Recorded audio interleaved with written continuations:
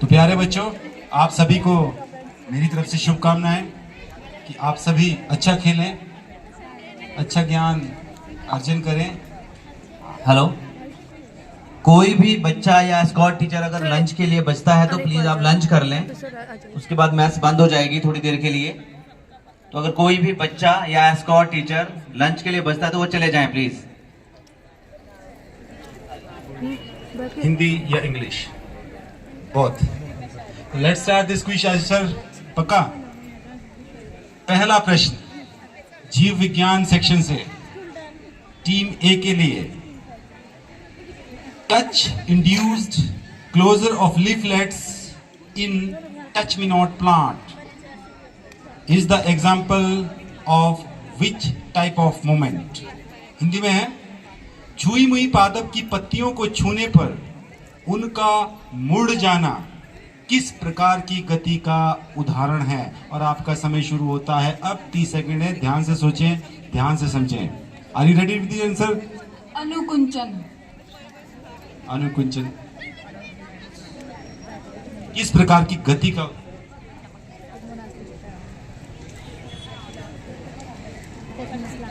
Movement. Sorry, स्पर्शानुकुंचन। स्पर्शानुकुंचन। Question, touch induced closure of leaflets in touch me not plant is the example of which type of movement? Respond to stimuli. Sorry, क्या उदाहरण पूछ रहे हो? स्पर्शानुवर्तन।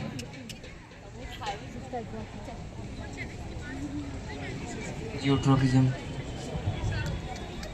आपका था, आपने क्या बोला? अनुकुंचन गति। अनुकुंचन गति।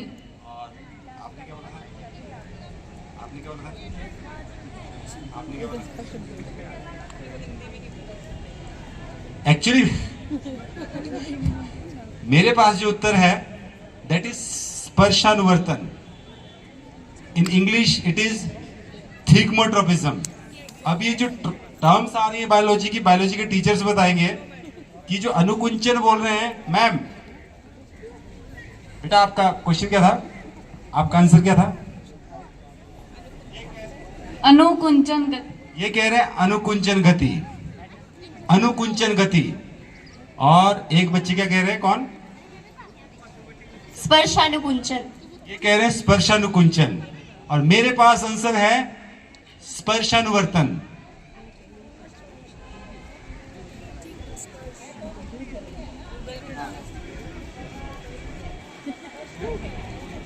इंग्लिश में है थिगमोट्रोपिज्म।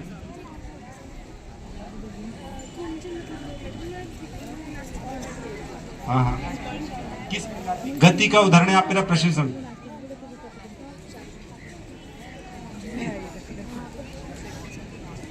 मैंने बोला छुई मुई का पादप, मैंने बोला थिगमोट्रोपिज्म। ये बोल रहे अनुकुंचन कुछ, एक कह रहे हैं अनुकुंचन। स्पर्शानुकुंचन किसने बोला? इन्होंने। जी बोलिए।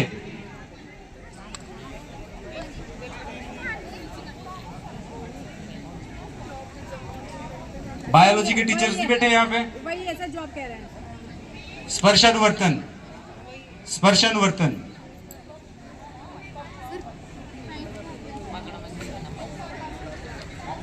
जी जी मैम। दो टाइप्स की मूवमेंट है। आप किनेस्टिक मोमेंट ट्रॉपिक मोमेंट जो अनुवर्तन मैं गति की बात कर रहा हूँ मैम। जो मैं अनुकुंचन गति वो भी किसी छुई हुई के लिए वो कैसे गलत होती है? वो गलत नहीं है।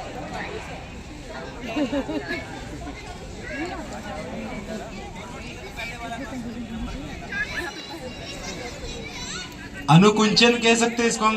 अनुकुंचन का मतलब क्या होता है मैम? अनुकुंचन क्या होता है? सर स्पर्श अनुवर्तन जो है वो एग्जैक्ट आएगा। जो एग्जैक्ट आंसर जो मेरे पास है दैट इज स्पर्शानुवर्तन। हाँ जी वो एग्जैक्ट आएगा मैम। अनुकुंचन तो कॉन्ट्रैक्शन होता है वो तो है। अनुकुंचन मुझे हिंदी शब्द का कुछ आइडिया नहीं है, बट कंट्रैक्शन हुआ ना, वो स्पर्श से कॉन्ट्रैक्ट होता है। तो फिर तो स्पर्श अनुकुंचन ठीक है। दिखाए, एक मिनट वेट सर टीचर ये इतना कंफ्यूजन है तो बच्चे कहाँ करेंगे? मैम रुक जाइए, बायो का मैं नॉन मेडिकल का स्टूडेंट हूँ, नहीं मैं अभी नॉर्मली बोल रही हूँ। ये अगर प्लीज change कर दो। रुक जाइए आप। देखना इस थिग्मोट्रपिज्म को हिंदी में मेरे पास है स्पर्शानुवर्तन। ये कह रहे अनुकुंचन, ये कह रहे स्पर्शानुकुंचन, और एक कह रहा है, मेरा प्रश्न है कि छुई हुई पादप की पत्तियों को छूने पर उनका मुड़ जाना किस प्रकार की गति का उदाहरण है? फिर इनमें से किसका है?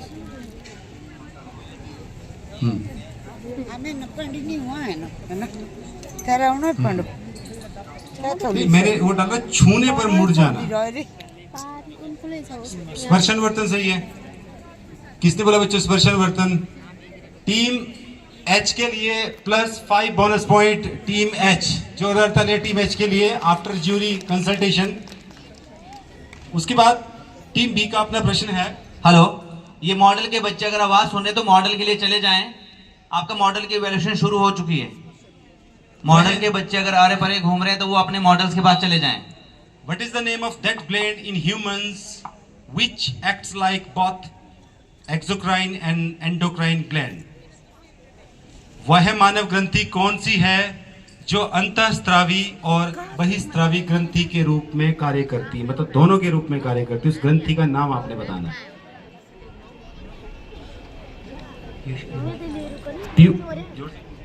पीयूष ग्रंथि। Sorry, not thyroid gland, thyroxine gland, not thyroxine gland. Pancreas. Pancreas is the correct answer. जोरदार तालियां टीम ई के लिए। पैनक्रियाज जो होती है, जब ये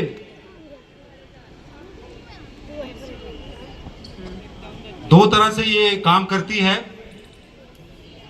एंडोक्राइन और एक्सोक्राइन दोनों के रूप में काम करती है। कई बार ये एंजाइम भी रिलीज करती है और कई बार ये इंसुलिन भी रिलीज करती है। नाउ क्वेश्चन फॉर टीम सी। मानव यकृत की कोशिकाओं का कौन सा अंग, प्रॉपर नाम बताना, स्ट्रिक्ट नाम, ठीक है? मानव यकृत की कोशिकाओं का कौन सा अंग विष को उदासीन या, बेटा दोनों में पढ़ूंगा, वो भी तो है ना फिल्म के सामने में। अब प्लीज, आपका टाइम ही तब शुरू होगा क्वेश्चन में, मैं बोलूंगा उसके बाद। मानव यकृत की कोशिकाओं का कौन सा अंग विष को उदासीन या समाप्त करने में मदद करता है? Name the cell organelle of human liver cell which helps in the detoxification of poison or drugs. मुझे स्ट्रिक्ट नाम चाहिए उस अंग का नाम जो डिटॉक्सिफिकेशन के रूप में काम करता है, सेल ऑर्गेनेली है ह्यूमन लीवर में, उसका नाम आपने बताना है।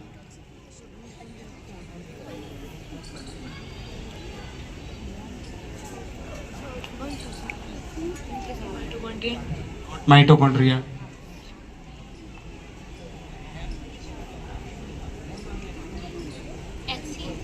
HCl, not HCl। Soft endoplasmic reticulum. बिल्कुल सही उत्तर। जोरदार तालियां टीम ई के लिए। दैट इज चिकनी अंतर्द्रव्य जलिका। बिल्कुल सही। टीम डी का अपना प्रश्न है। सॉफ्ट स्मूथ एक ही चीज है बेटा।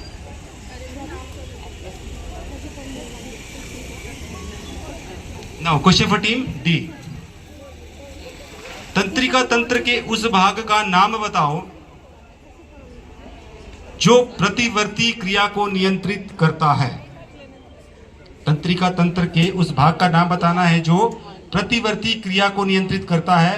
विच part of nervous system controls the reflex activity of the body? Spinal cord. Spinal cord बिल्कुल सही उत्तर, जोरदार तालियां। Team D 10 points to team D. Now question for team E. अच्छा क्वेश्चन है बेटा। आमतौर पर प्रतिजैविक बैक्टीरिया के किस भाग या प्रक्रिया को प्रभावित कर उनकी वृद्धि को रोक देते हैं या उन्हें मार देते हैं? क्वेश्चन है, आमतौर पर जो प्रतिजैविक होते हैं बैक्टीरिया के किस भाग या प्रक्रिया को प्रभावित करते हैं या उनकी वृद्धि को रोक देते हैं या उन्हें मार देते हैं? जो एंटीबायोटिक लेते हैं हम, किस भाग को मारते हैं? Generally, antibiotics affects which part of process of bacteria to stop their growth or kill them? जनन। जनन नहीं, जनन नहीं। आपको प्रश्न, एंटीबायोटिक्स जो होते हैं वो बैक्टीरिया के किस पार्ट को मार देते हैं, उनकी वृद्धि को रोक देते हैं? किस पार्ट को? बैक्टीरिया के। जब बैक्टीरिया में रोग होता है ना तो एंटीबायोटिक देते हैं, क्या करते हैं वो एंटीबायोटिक? किस पार्ट को मारते हैं? वैक्यूल? नो।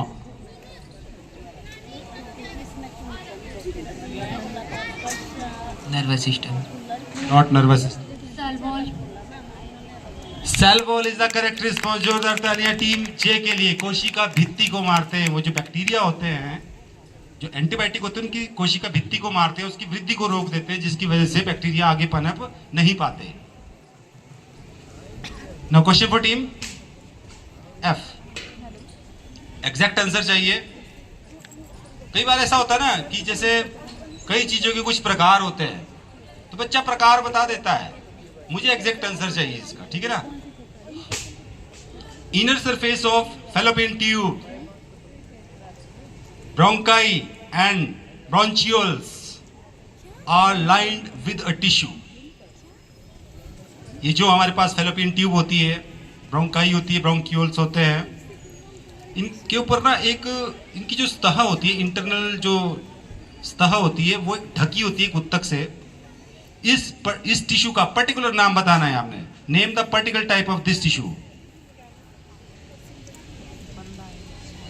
डिंबवाहिनी, श्वसनी, श्वसनिकाओं की आंतरिक सतह पर एक ऊतक से ढकी होती है, एक ऊतक की सतह लगी होती है। इस विशेष ऊतक का प्रकार आपने बताना है।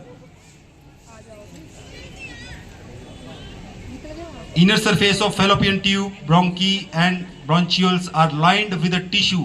Name the particular type of this tissue.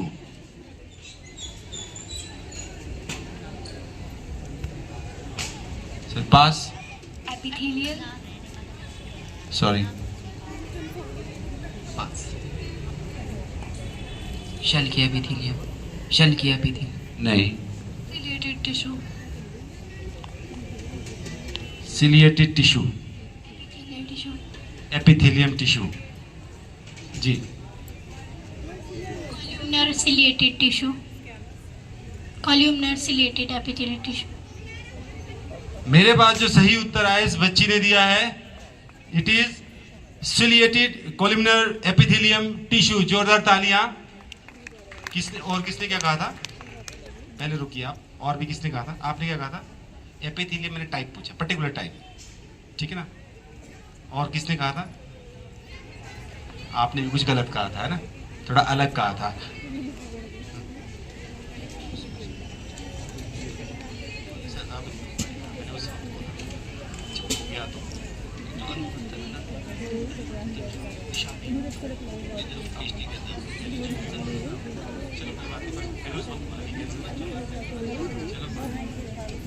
मैंने पूछा सर उस वक्त आते ना नेट से, तो टीचर वो भी बोल रहे कि नाजी कंट्रैक्शन। मैम अब नहीं हो पाए, प्लीज प्लीज बाद में बात करें।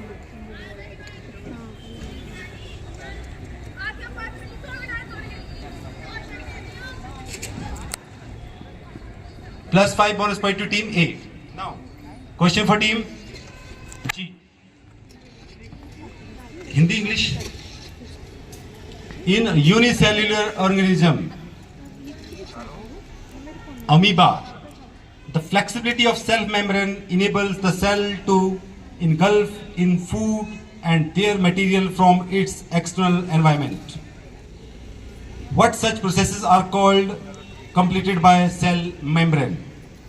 प्रश्न ये है, एक कोशिकीय जीव अमीबा में कोशिका झिल्ली का लचीलापन कोशिका को इस योग्य बनाता है कि वह अपने बाहरी वातावरण से भोजन व अन्य खाद्य पदार्थों का अधिग्रहण कर सकती है। कोशिका झिल्ली द्वारा संपन्न होने वाली इस क्रिया को क्या कहते हैं? एंडोसाइटोसिस। एंडोसाइटोसिस बिल्कुल सही उत्तर, जोरदार तालियां टीम जी के लिए। Plus 10 points to team G. Now question for team H. उस झिल्ली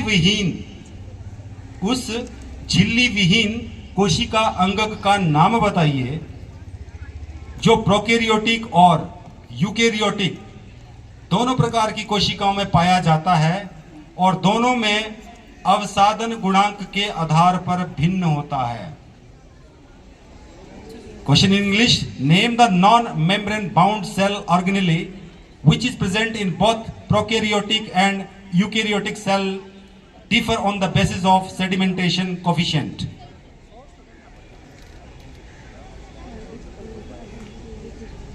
झिल्ली विहीन कोशिका अंगक का नाम बताना है जो दोनों यूकैरियोटी और प्रोकैरियोटी में पाया जाता है, ठीक है, और दोनों में अवसादन गुणांक के आधार पर अलग अलग होता है। कोशिका केंद्रक, no, mitochondria, not mitochondria. In English, non membrane cell bound cell organelle बताना है आपने जो दोनों में पाया जाता है, यूकैरियोटी में भी प्रोकैरियोटी में भी पाया जाता है, which is differ on the basis of sedimentation coefficient. Ribosome बिल्कुल सही उत्तर, जोरदार तालियां टीम जे के लिए। Plus 5 bonus point to team J. Now question for team I. Sclerenchyma उत्तक की भित्ति पर मुख्यतः क्या रसायन लगा होता है जिसके कारण यह उत्तक पौधों को कठोर एवं मजबूत बनाता है? Which chemical is there on the walls of sclerenchyma tissue which make the plants hard and stiff? एक रसायन का नाम बताना है जो स्क्लेरेनकाइमा उत्तक की भित्ति पर लगा है जिसके कारण उसको वो कठोर और मजबूत बनाता है। दृढ़ उत्तक। बेटा मैंने रसायन पूछा आपसे। Lignin.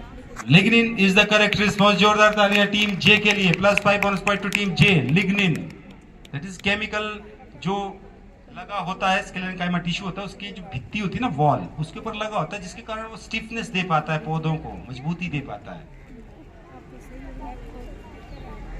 Now question for team your. Question for team J. उस रासायनिक पदार्थ या यौगिक का क्या नाम है जो पेप्सिनोजन को सक्रिय रूप में परिवर्तित करता है? What is the name of that chemical substance or compound which changes pepsinogen into its active form, that is pepsin? Hydrochloric acid. Hydrochloric acid is the correct response, जोरदार तालियां टीम जे के लिए। नाउ क्वेश्चन फॉर टीम के।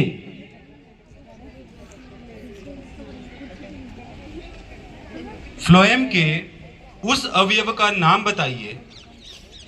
Phloem के बारे में पढ़ा होगा आपने। उस अवयव का नाम बताना है फ्लोएम के जो मृत कोशिकाओं से बना है। Name the component of phloem which is made up of dead cell. Proper नाम बताना है। Phloem parenchyma. Phloem parenchyma. Phloem fibre. Phloem fibre बिल्कुल सही उत्तर, जोरदार तालियां टीम ए के लिए। Plus 5 bonus point to team A. इसी के साथ हमारा ये चरण यहीं पर समाप्त होता है। देखते हैं स्कोर्स क्या हैं।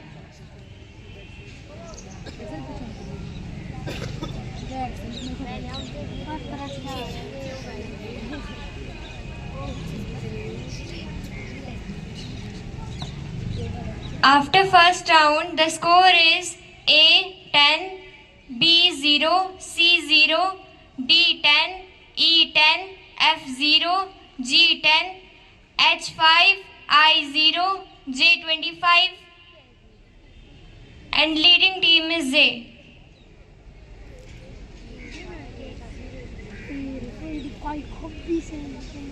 And K 0.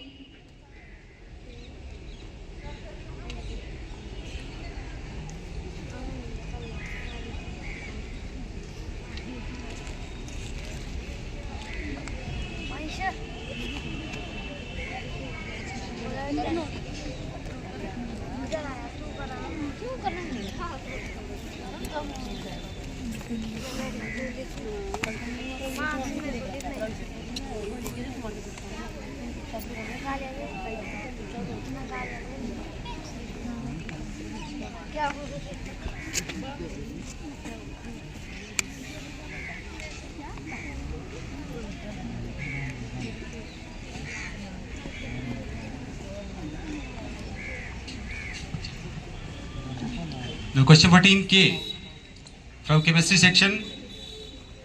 Hindi, English? English. When electricity is passed through an aqueous solution of sodium chloride, which is known as brine, then it decomposes to form sodium hydroxide, chlorine and water as product. Right? What is the name of this process? Particular name बताना है मुझे इस process का. Question ये है कि जब sodium chloride के जलीय विलयन अर्थात जिसे हम लवण जल भी कहते हैं से विद्युत प्रवाहित करते हैं तो यह वियोजित होकर उत्पाद के रूप में सोडियम हाइड्रोक्साइड, क्लोरीन और जल देता है. इस प्रक्रिया का विशेष नाम क्या है? Electrolysis. Sorry. Chlor alkali process. बिल्कुल सही उत्तर, जोरदार तालियां. क्लोर alkali process is the right answer. Chlorine, fluorine, bromine जब इस तरह से और एज ए प्रोडक्ट हमें क्या मिलता है? Sodium hydroxide. तो इसको क्या बोलते हैं हम? एक क्लोरीन निकलता है और एक क्या निकल रहा है? क्षार निकल रहा है, बेस निकल रहा है. तो इसको बोलते हैं हम, that is क्लोर alkali process. Particular name पूछा था मैंने. उसके बाद क्वेश्चन है आपके लिए बेटा, अपने पेन्स जरा आसपास रख लीजिए. यदि आपको एक्वारेजिया बनाने के लिए 9 ml सांद्र हाइड्रोक्लोरिक अम्ल दिया जाए, इंग्लिश में भी बोलूंगा, डोंट वरी. यदि आपको एक्वारेजिया बनाने के लिए 9 ml सांद्र हाइड्रोक्लोरिक अम्ल दिया जाए तो आपको अन्य किस अम्ल की और कितनी मात्रा की जरूरत होगी, यह बताना है मुझे. दोनों आंसर चाहिए.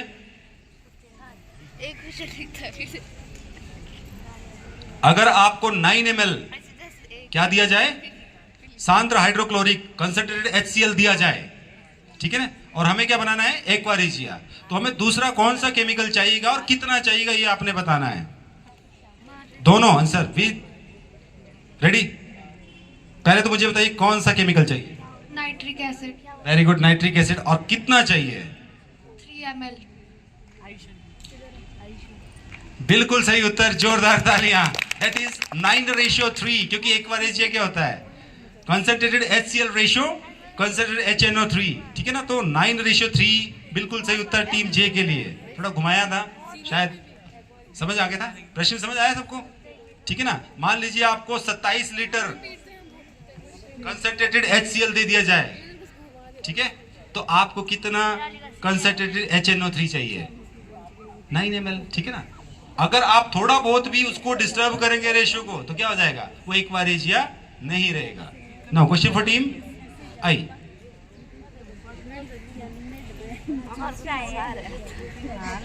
आपने पीएस स्केल के बारे में पढ़ा है? पूरा पढ़ा है? उस वैज्ञानिक या रसायन शास्त्री का नाम बताइए जिसने किसी विलयन में उपस्थित हाइड्रोजन आयन की सांद्रता ज्ञात करने के लिए पीएच स्केल विकसित की थी. What is the name of that chemist who developed pH scale to measure the hydrogen ion concentration in a solution? Sorensen,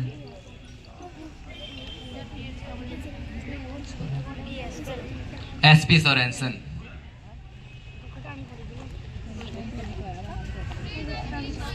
Sorensen, doctor सुरेंसन,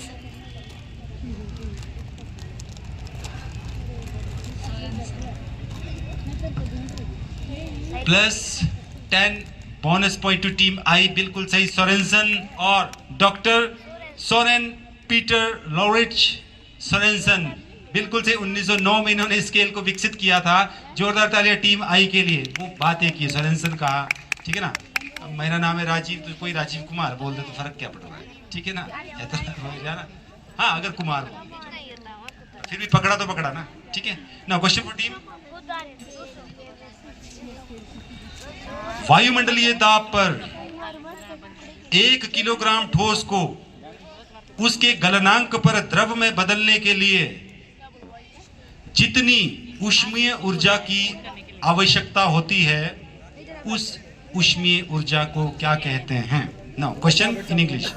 what that amount of heat is called which is required to change 1 kg of a solid into liquid at atmospheric pressure at its melting point?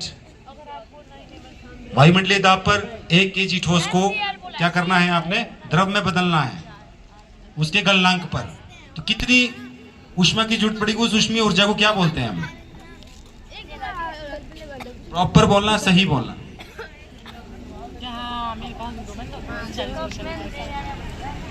वायुमंडलीय दाब पर 1 kilogram ठोस को उसके गलनांक पर द्रव में बदलने के लिए जितनी ऊष्मीय ऊर्जा की आवश्यकता होती है, उस ऊष्मीय ऊर्जा को क्या कहते हैं?